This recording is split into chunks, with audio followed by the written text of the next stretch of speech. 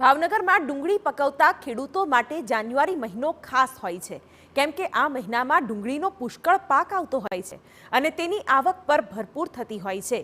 પણ આ વખતે એવું નથી। આ વખતે પાક તો સારો જ ઉતર્યો છે, પણ વધુ પાક હોવા છતાં તેનો ભાવ જ નથી, કારણ નિકાસ બંધ છે। ત્યારે આજે ભાવનગરના ડુંગળી પકવતા ખેડૂતોની કરીએ ફિકર।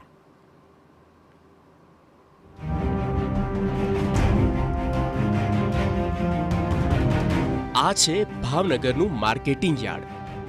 ડુંગળીની તો ભરપૂર આવક છે, એટલે ચહલપહલ તો અહીં વધુ હોવી જોઈએ।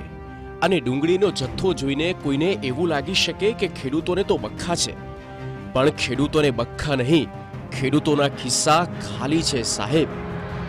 ભાવનગર જિલ્લાના ખેડૂતોની આ જ કહાણી છે। આમ તો આખું જગ જાણે છે કે ડુંગળી પકવતા ખેડૂતોની મુશ્કેલી શું છે, છતાંય આપણે હાલની સ્થિતિ જોવી હોય તો ભાવનગરમાં જઈએ। મહુવા, તળાજા અને ભાવનગરના માર્કેટિંગ યાર્ડમાં જાન્યુઆરી મહિનામાં ખૂબ જ મોટા પ્રમાણમાં ડુંગળીની આવક થાય છે। આ વર્ષે પણ ડુંગળીનો મબલખ પાક થયો જ છે। ભાવનગર માર્કેટિંગ યાર્ડમાં હવે 1,80,000 ડુંગળીના થેલા સુધી તો આવક પહોંચી છે, જે આવક 2 લાખ થેલાથી પણ આવનારા દિવસોમાં વધવાની શક્યતાઓ છે। બરાબર આ જ સમયે ખેડૂતોને મળતા ડુંગળીના ભાવ સતત ઘટી રહ્યા છે, જેની પાછળનું મુખ્ય કારણ નિકાસબંધી છે।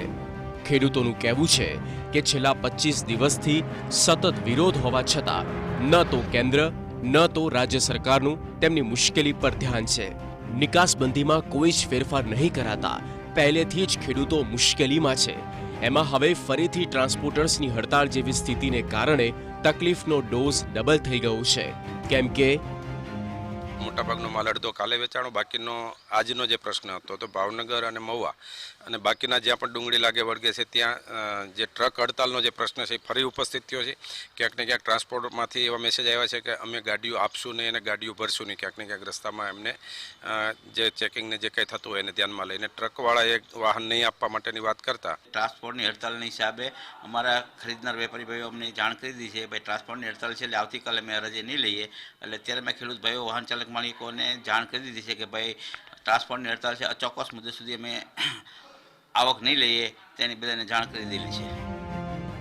નિષ્ણાંત વેપારીઓ અને ખેડૂતોનું માનવું છે કે જો નિકાસબંધી હટશે નહીં અને આમ જ ડુંગળીની આવક સતત યાર્ડમાં વેચાણ માટે આવતી જશે તો મુશ્કેલીઓ ઓર વધશે એ નક્કી છે, કેમ કે ખેડૂતો પાસે તો અત્યારે ખેડૂતને ગામડાની અંદર ઘેરે માલ ઘણો તૈયાર થઈ ગયો અને પૂરા ભાવ નથી મળતા, ઉત્પાદન ઓછું છે।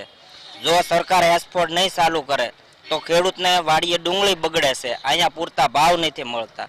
બધી બાજુથી ખેડૂતને કઠણાઈ છે અત્યારે। જો વહેલી તકે સરકાર એક્સપોર્ટ ચાલુ કરે તો ખેડૂત ટકી રહે એમ છે। ફિકર એ વાતની છે કે આ સમસ્યા ખેડૂતોના દૃષ્ટિકોણથી ભાગ્યે જ કોઈ વિચારે છે। તેમને ડુંગળીના ઉત્પાદન પાછળ થતો ખર્ચો જુઓ તો સમજાય કે તકલીફ શું છે। જેમ કે જ્યારે રોપની શરૂઆત કરો, ડુંગળીનો રોપ ઉજેરવાની, ત્યારે 2,000-3,000 રૂપિયા કિલોના બીના ભાવ એના, બરોબર। પછી એ રોપ જેમ તેમ કરીને એ તૈયાર કરે। હવે અને અત્યારે જો દવાનું લેવા જઈએ, જંતુનાશક દવાના એટલી મોંઘી, ખાતર બિયારણ એટલા મોંઘા, બધી મોંઘવારી, અને અત્યારે ખેડૂત તૈયાર કરીને આવે માલ ત્યાં ડુંગળીના ભાવ સતત ઘટતા જાય। અત્યારે 150, 200, 150 એમ થઈ ગયા ભાવ। આવો ને આવો જો રહેશે અઠવાડિયું 15 દી તો 50 રૂપિયા કિલો, 50 રૂપિયા મણ ડુંગળી વેચવાનો વારો આવશે ખેડૂતને। હા, વાત સાચી છે, એવું બની શકે છે। ત્યારે ખેડૂતો સતત અપીલ કરી રહ્યા છે કે ડુંગળીના પોષણક્ષમ ભાવ મળી રહે તે માટે સરકાર નિકાસબંધી હટાવે અને જરૂરી એવા યોગ્ય પગલાં લે તો ખેડૂતોનો દી ઉગે। આ સંજોગોમાં સૌથી મોટો ચિંતાનો વિષય એ છે કે જાન્યુઆરી મહિનામાં સતત ડુંગળીની આવક થતી હોય છે, ત્યારે હાલમાં નિકાસબંધીને કારણે ભાવનગરમાં જે ખેડૂતો ડુંગળી પકવનાર છે તેમને ભાવ નથી મળી રહ્યા અને ભાવ છે ડુંગળીનો છે તે સતત નીચે જઈ રહ્યો છે। અને આજની જો વાત કરીએ તો 100 રૂપિયા આસપાસ બહુ મોટા પ્રમાણમાં ડુંગળી વેચાણ થઈ છે। જો કેન્દ્ર સરકાર જે ડુંગળી પર નિકાસબંધી છે તે નહીં હટાવે તો આવનારા દિવસોમાં આ જ ડુંગળી 20 કિલો 50 રૂપિયે વેચાય તો નવાય નહીં। અજીત ગઢવી, TV9 ભાવનગર।